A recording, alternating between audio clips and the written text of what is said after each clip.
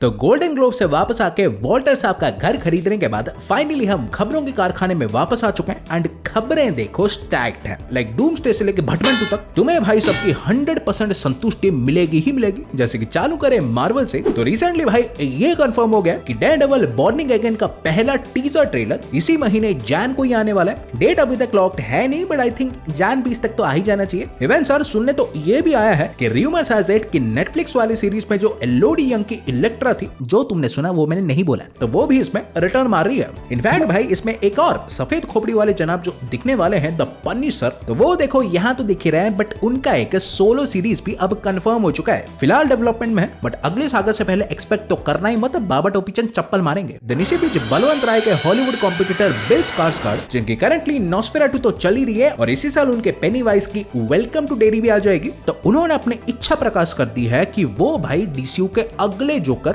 बनना चाहेंगे। अपेरेंटली वो उनके अंदर ऐसे एक बढ़िया सा जोकर देखते हैं जो कि वो बाहर के दुनिया में लाना चाहते हैं, जो कि सर आप योग्य हैं, लेकिन यहाँ पे एक जोकर के कच्चे फट चुके हैं और दूसरे को बाबा बेम्सन ने अगले 2 साल के लिए मुंह ही बंद कर दिया है। तो आपका सर्कस कहाँ से लगाएंगे ये लोग? सार्क टैंक जाइए। बट हाँ, जोकर से भी याद आ चुका है कि बाबा गन जेम्स ने ये भी कंफर्म कर दिया कि उनका चमगादड़ बैटमैन भाई कब आएगा ये तो नहीं पता, बट जब भी आएगा वो इसके ओरिजिन भाई नहीं दिखाने वाले। बेसिकली बक्की ने पहले से इसके अम्मी अब्बू को मार के अनाथ बना दिया होगा। लेकिन फिर इसी बीच भाई एंड्रू गारफील्ड हमारे फिर से फील्डिंग करना चालू कर दिया। लाइक स्पाइडरमैन 4 की हीट तो बढ़नी चालू हो ही चुकी है, चाहे स्क्रिप्ट का अता पता है नहीं, बट लोग अपने मस्ती में। तो इसी बीच जब गारफील्ड साहब को धर दबोच के ये पूछ लिया गया कि अगर वो रिपोर्ट्स के हिसाब से स्पाइडरमैन 4 में होने वाले हैं, तो भाई साहब ने सीधा बोल दिया कि देखो मैं तो होऊंगा नहीं, लेकिन मुझे पता है कि तुम मेरा विश्वास करोगे नहीं, सो जो मानना है मानो, मुझे क्या। इन शॉर्ट भेड़िया जाग चुका है।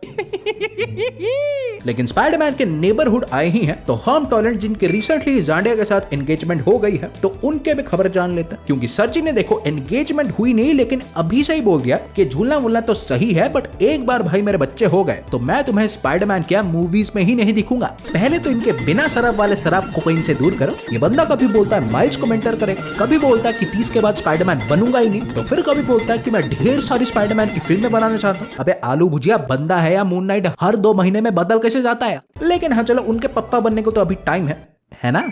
बट इसके बीच ये भी सुनने आ चुका है कि सोनी देखो स्पाइडरमैन 4 और बियॉन्ड द स्पाइडरवर्स को एक सिंगल साल में रिलीज नहीं करना चाहती। मतलब अगर स्पाइडरमैन 4 2026 को आएगा, बिकॉज ऑब्वियसली उससे तो भाई डिले कर नहीं सकते, बाकी सब सोनी के कच्चे फाड़ देंगे, तो अल्टीमेटली भाई बियॉन्ड द स्पाइडरवर्स फिर 2027 को आएगी। जिसका मतलब ये भी है कि अब ये चिरकुंडे सादे सीक्रेट वॉर्स में दिख ही नहीं पाएंगे, खुद का घर बसा नहीं होगा, डूम से कहां घंटा लड़ने जाएंगे। पर हाँ, डूम से भी याद है कि रिसेंटली देखो अवेंजर्स डूम्सडे की प्रोडक्शन लिस्ट रिवील हुई थी, सम पार्ट ऑफ इट, जिसमें फिल्म की भाई most of the cast, most भी नहीं तो चलो 60% कास्ट रिवील हो गई है। लाइक आरडीजे, कम्बरबैच साहब, Chris Evans, Thunderbolts, Fantastic Four, Spiderman, Cap, Hayley Atwell तो दिखेंगे, बट एलिजाबेथ ओल्सन और एना डे आर्मस के नाम भी वहां दिख गए। और सबसे बढ़िया थिंग इस तो कि फिल्मिंग भी इसकी देखो मार्च से ही चालू हो जाएगी। सो जो अभी तक कंफर्म्ड हुए नहीं वो 2 महीने में हो जाएंगे। Because let me tell you कि अभी भी भाई बहुत लोग बाकी हैं। बिकॉज इनके अलावा भी जो 2 और नाम सुनने आए हैं कि केल्सी ग्रामर का बीस्ट और